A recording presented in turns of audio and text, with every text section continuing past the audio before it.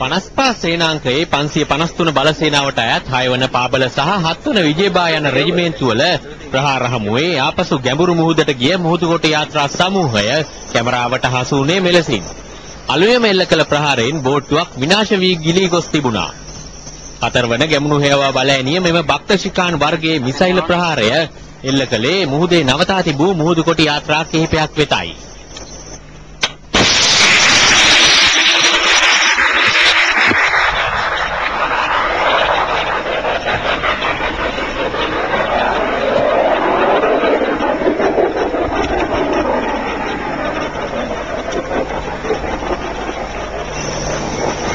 එය කිලෝමීටර් 4කට ආසන්න දුරක් ගමන් කොට නිශ්චිත ඉලක්කයේදීම පුපුරා ගිය අයුරුයි ඔබ ඒ දුටුවේ. ඉන් මුහුදුකොටි රැසක් විනාශ වී සහ තුවාල ලැබූ බව තහවුරු වී තිබෙනවා. මුහුදුකොටින්ගේ ප්‍රහාරක යාත්‍රා 25කට අධික සංඛ්‍යාවක් උතුමාතල නුතුරු වෙරළ තීරයේ සිට කිලෝමීටර් කිහිපයක් දුරින් දැකගත හැකි වුණා.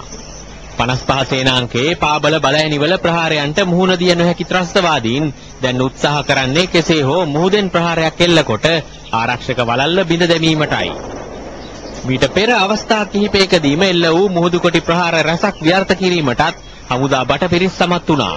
55 සේනාංකාධිපති බ්‍රිගේඩියර් ප්‍රසන්න ද සිල්වා පවසන්නේ දිවා රාත්‍රී පුරාම මුහුදු වෙරළ තීරයේ ආරක්ෂාව පිළිබඳ නිලධාරීන් හා සෙබළුන් දැඩි විමසිල්ලෙන් යුතුව ක්‍රියා කරන බවයි. මුහුදුකොටින්ට සිය ක්‍රියාකාරකම් සඳහා තවත් ඉතිරිව ඇත්තේ සාමාන්‍ය ජනතාව රැඳී සිටින යුද මුක්ත කලාපයට අයත් වෙරළ සීමාව පමණයි. කොටි යාත්‍රා දියත් කිරීමේ හා සංගවා තැබීමේ මධ්‍යස්ථානයේ වී ඇත්තේද එම ආරක්ෂිත කලාපයයි.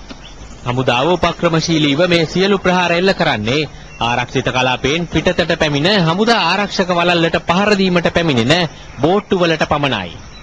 යුද හමුදාව යුද මුක්ත කලාපයට ප්‍රහාර එල්ල නොකිරීමේ වාසිය අත්කරගෙන සිටින්නේ දැන් කොටි ත්‍රස්තවාදීන් විසින්.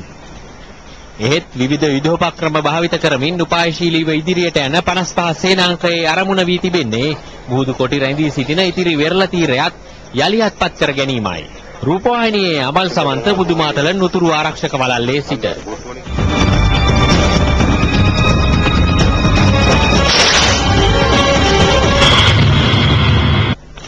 කොටි ත්‍රස්තවාදීන් සතුව තිබූ යුද ටැංකියක් විනාශ කිරීමට ආරක්ෂක හමුදාව සමත් වෙති. වන්නේ මෙහිමේදී LTTE යුද ටැංකියක් විනාශ කළ ප්‍රථම අවස්ථාව මෙයයි. පුදුකුඩේරේ පොයරණපලේ දකුණු ප්‍රදේශයේ එල්ල කළ ප්‍රහාරයකින් යුද ටැංකිය විනාශ වූ බව ඒ සිටින අප විශේෂ වාර්තාකරු සමන් කුමාර රාමවික්‍රම පවසයි.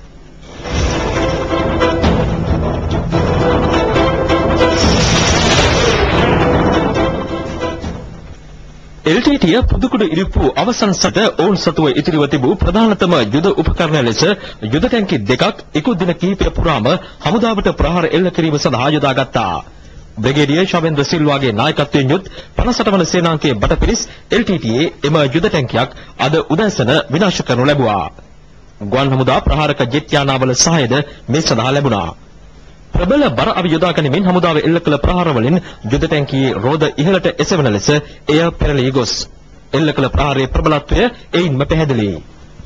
යුද ටැංකිය තුල සිටි LTTE සමාජිකයන්ද පිළිස්සී මිය ගොස් වන්නේ මෙහිමේදී හමුදාව LTTE සතු යුද ටැංකියක් අත්පත් කරගත් ප්‍රථම අවස්ථාව මෙයයි. 58 වන සේනාංකය විනාශ කරනු ලැබුවේ මේ ආකාරයේ යුද ටැංකියක්.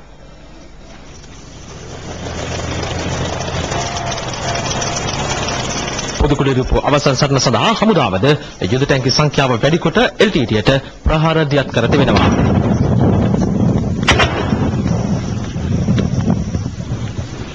මේ අතර දැඩි සටන කිසුව පුදුකුඩිරුපු අවසන් මායිමේ පිහිටි LTTE මෙහෙයුම් මධ්‍යස්ථානයේද අද සවස් වන විට අත්පත් කර ගැනීමට හමුදාව සමත් වුණා.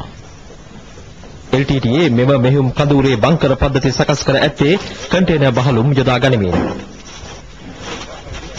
මෙම කන්ටේනර් බංකර පද්ධතිය ඇත්තටම හදලා තියෙන පොළොව යටට හාරලා කන්ටේනර් ඇතුළට බස්සලා පොළොව යටට බස්සලා ඒත් එක්කම ඒකේ ආරක්ෂාව සඳහා විශාල දැව කොටන් වටේට යොදලා ඒ වටේට වැලි කොටන් යොදලා ආරක්ෂාව යොදලා තියෙනවා.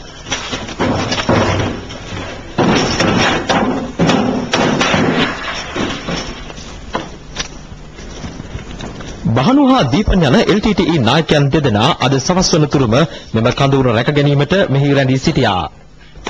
දැඩි කාලයක් හා ශ්‍රමයක් කැපකොට මෙවැනි කඳවුරක් නැවත සකස් කර ගැනීමට LTTට කාලය හෝ ශ්‍රමය දැන් ඉතුරුව නැහැ.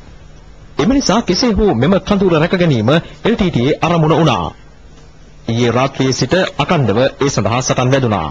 එහෙත් යුද හමුදා බටපිරිස් කඳවුර වටකොට උපක්‍රමික ලෙස දැඩි ප්‍රහාර එහි රැඳී සිටි LTT සමාජිකයන්ට එල්ල කළා.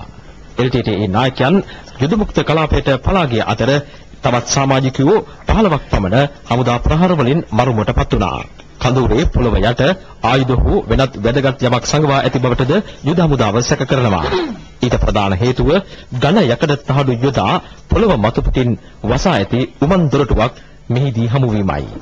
මෙවැනි ආරක්ෂිත කන්ටේනර් බංකර මෙහෙයුම් මධ්‍යස්ථාන 15ක් පමණ මෙම කඳවුරු භූමිය පුරා දැකගත හැකියි. පුදුකුඩු ඉරිප්පු අවසන් සටනේ LTT නායකයන් අවසන් වරට රැඳී සිට ඇත්තේ මෙම ස්ථානයේ බව පැහැදිලියි. රූපවාහිනියේ සමන් කුමාර රාමවික්‍රම පුදුකුඩු ඉරිප්පු සිට